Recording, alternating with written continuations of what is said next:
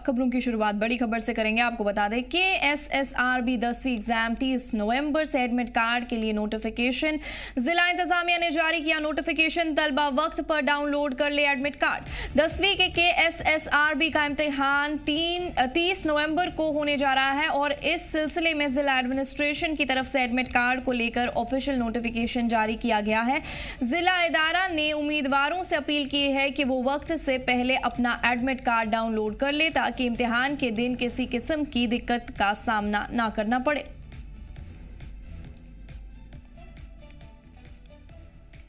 बड़ी खबर आपको बता रहे हैं कि एसएसआरबी 10वीं एग्जाम 30 नवंबर से एडमिट कार्ड के लिए नोटिफिकेशन जारी कर दिया गया है। जिला इंतजामिया ने जारी किया है नोटिफिकेशन, तलबा वक्त पर डाउनलोड कर ले एडमिट कार्ड।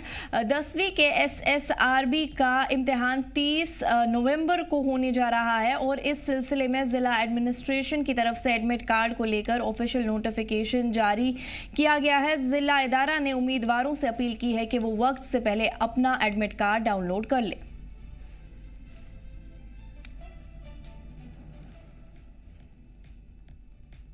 बॉलीवुड के मशहूर अदाकार धर्मेंद्र के इंतकाल पर अफसोस का इजहार करते हुए जम्मू कश्मीर के एलजी मनोज सिन्हा ने कहा कि इस खबर से भारतीय फिल्म इंडस्ट्री को एक बड़ा सदमा पहुंचा है। वो उन चंद सुपरस्टार्स में शामिल थे जिन्होंने अपनी दिलकश अदाकारी और यादगार किरदारों से कई नस्लों को पूरी शिद्दत से एंटरटेन किया। उनके इंतकाल पर गहरे दुख का इजहार करते हुए कहा गया कि फिल्म दुनिया ने आज अपना एक रोशन सितारा खो दिया। गम में डूबे परिवार को मैं दिल से ताज़ियत पेश करता हूँ। मैं दुआ करता हूँ कि उनकी रूह को शांति नसीब हो और उनके परिवार को ये बड़ा सदमा बर्दाश्त करने की हिम्मत मिले।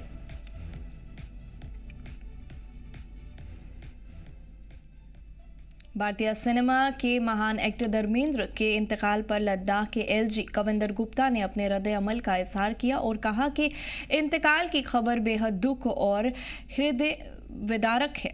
उन्होंने अपनी शानदार अदाकारी, सादगी और करिश्माई शख्सियत से हिंदी फिल्मी दुनिया को नई दिशा दी। करोड़ों मदाहों की दुआ के बावजूद उनका जाना एक अहद का खात्मा है। धर्मेंद्र जी ने इस मुहिम की शैली को बदला, हर किरदार में सच्चाई उतारी और भारतीय सकाफत से कभी अपना नाता नहीं तोड़ा। उनका इंतकाल फिल्मी दुनिया और मुल्क की कल्चरल विरासत का नाकाबिले तलाफी नुकसान है। ईश्वर दिवंगत आत्मा को शांति दे और उनके परिवार और मदाहों को सब्र दे।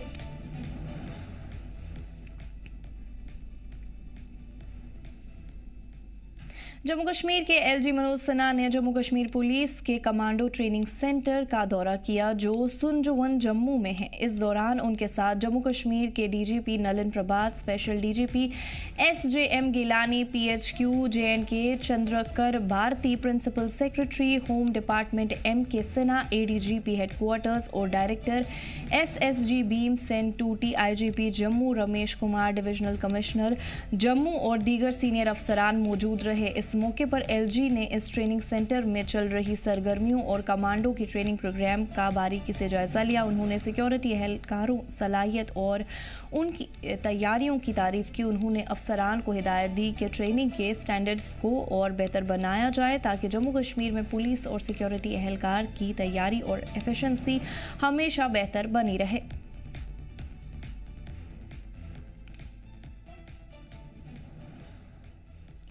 तंजीम साजी मुहिम के तहत पीसीसी यूनिट पुलवामा ने जिला दफ्तर पुलवामा में एक प्रोग्राम किया। इस मौके पर हरियाणा के साबिक वजीर और नूह से वजीर चौधरी आफ्ताब अहमद खान बतौर मेहमान खुसूसी प्रोग्राम में शामिल हुए। प्रोग्राम में जिला सदर पीसीसी पुलवामा उमर जान और पार्टी के दीगर सीनियर लीडरान भी मौजूद रहे।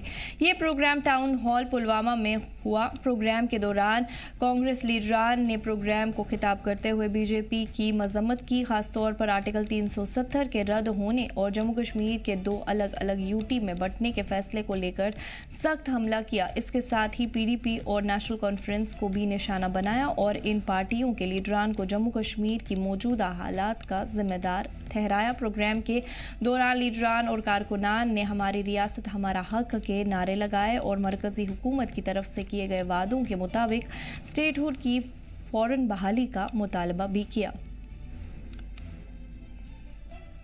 ये एक संगठनात्मक प्रक्रिया है जिससे कांग्रेस को आज मजबूत करने की जरूरत है, क्योंकि हिंदुस्तान में जिस तरह का शासन भारतीय जनता पार्टी ने जिस तरीके से लोकतंत्र और संविधान को आज ताक पे रखे हुए और इस देश में शासन कर रही है, उससे कांग्रेस जन मजबूत होकर लड़ सके, उसी सिलसिले में ये कार्यक्रम चल रहा है। पॉलिटिकल मैसेज जो ये दे रहे हैं, जो हमारे कांग्रेस पार्टी सेंटर में भी और हमारे मल्लिकार्जुन खड़गे जी और राहुल जी बड़े स्पष्ट तौर पे कश्मीर के ऊपर उनका बड़ा साफ रवैया है कि कश्मीर को स्टेटहुड मिलनी चाहिए और कश्मीर की आवाम को उनका हक मिलना चाहिए। जिला पुलिस डोडा की तरफ से शहर में ट्रैफिक रूल की खिलाफवर्जी करने वालों के खिलाफ सख्त कार्रवाई जारी है। ये कार्रवाई एसएसपी डोडा की हिदायत पर की जा रही है। पुलिस टीमों ने शहर के मुख्तलिफ नाकों पर चेकिंग तेज कर दी है और इस दौरान बड़ी तादाद में कम उम्र ड्राइवर्स पकड़े गए। पुलिस ने कहा कि नाबालिग का इस तरह सड़क पर गाड़ियां चलाना न सिर्फ कानूनी तौर पर गलत है बल्कि उनकी अपनी और दूसरों की जिंदगी के लिए खतरा भी है। जिला पुलिस डोडा ने वालिदैन और आवाम से अपील की है कि वो पुलिस के साथ ताउन करें और अपने बच्चों को बिना लाइसेंस और नाबालिग होने की हालत में ड्राइविंग से रोके। उन्होंने कहा कि ये कदम लोगों की हिफाजत और शहर में बेहतर ट्रैफिक रूल नाफिज करने के लिए उठाया जा रहा है।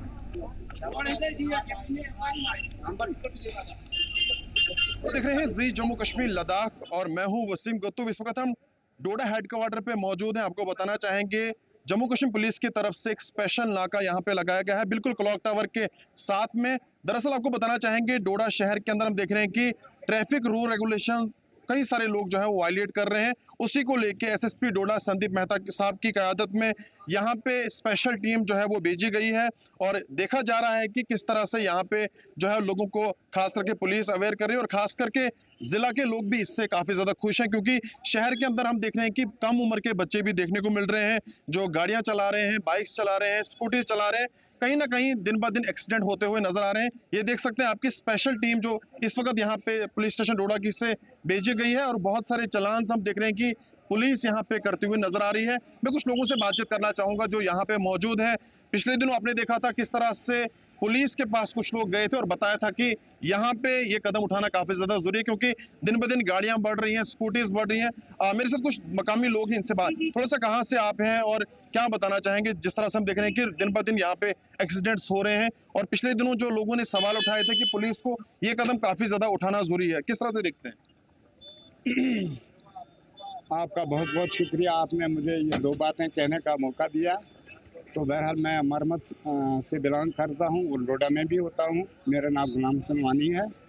तो इत्फाकन आप लोगों से यहाँ मौका मिला ये देखने का, जो यहाँ पर ये हमारी जो पुलिस है, हमारे एसएसपी साहब मेहता साहब की क़यादत में, एडिशनल एसपी साहब, हेडक्वार्टर साहब और एसपी साहब की क़यादत में जो ये कार्रवाई हो रही है, जो ये छोटे बच्चे, मासूम बच्चे जो ऑटो चला रहे हैं, बाकी गाड़ियाँ चला रहे हैं, तो इस पर कड़ी निगाह रखी जानी चाहिए। लोगों की मांग है, हमारी भी यही मांग है, क्योंकि जो आए दिन हादसात होते हैं, इन हादसात से बचने के लिए अल्लाह ना करे कभी कभार कोई हादसा होता है तो जो बालिग होता है अगर वो उस एक्सीडेंट की नज़र भी हो जाता है तो उसका क्लेम भी बनता है। कुछ भी हो सकता है, ये ज़िंदगी है इंसान की, किसी तरीके से जा भी सकती है, बच भी सकती है।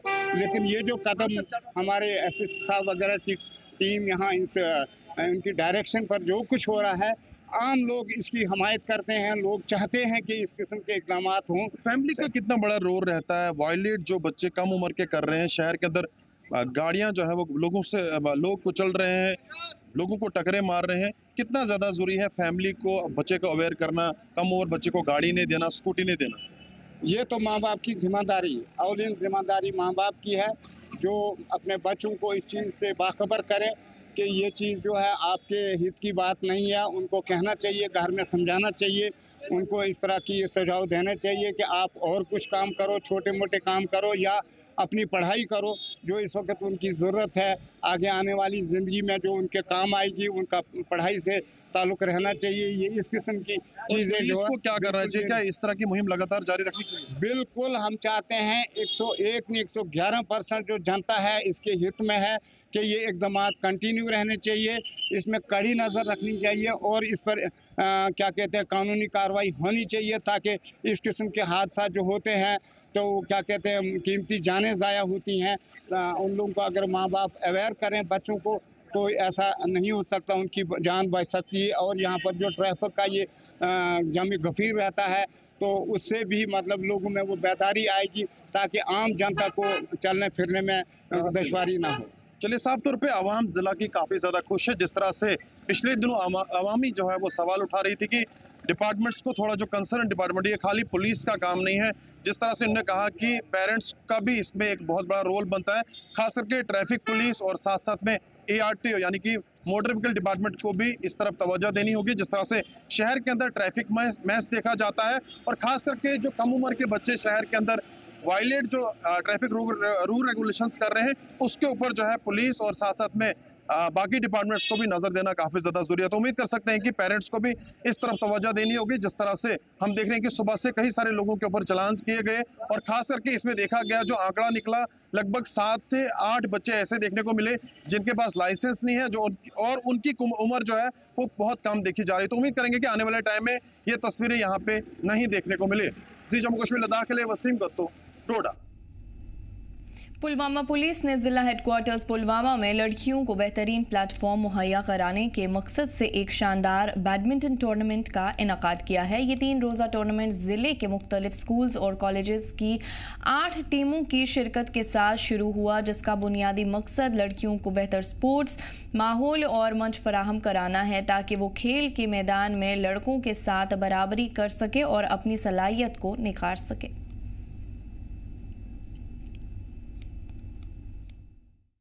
तो यहाँ का आज टूर्नामेंट रखा है पुलिस ने, बहुत ही अच्छा प्लेटफॉर्म है हम लड़कियों के लिए, क्योंकि ऐसे अपॉर्चुनिटीज़ हमें ज्वाइन करनी चाहिए और best of luck for all, क्योंकि गर्ल्स के लिए ये प्लेटफॉर्म बहुत अच्छा है और आगे भी ऐसी अपॉर्चुनिटीज़ हमें मिलनी चाहिए, ऐसे ही टूर्नामेंट रखनी चाहिए। ये एक बहुत ही अच्छी अपॉर्चुनिटी है गर्ल्स के लिए कि मतलब इन लोगों ने ये ऑर्गेनाइज़ किया एंड इससे हमें अपनी पोटेंशियल दिखाने का मौका मिला है। हम इसमें बहुत सारी चीज़ें कर सकते हैं, मतलब हमें पहले ज़्यादातर बॉयज़ के टूर्नामेंट्स होते थे बट अब ज़्यादातर गर्ल्स को ये आगे बढ़ने का मौका दे रहे हैं। इसमें हमें अपनी सलाहियत को शोकेस कर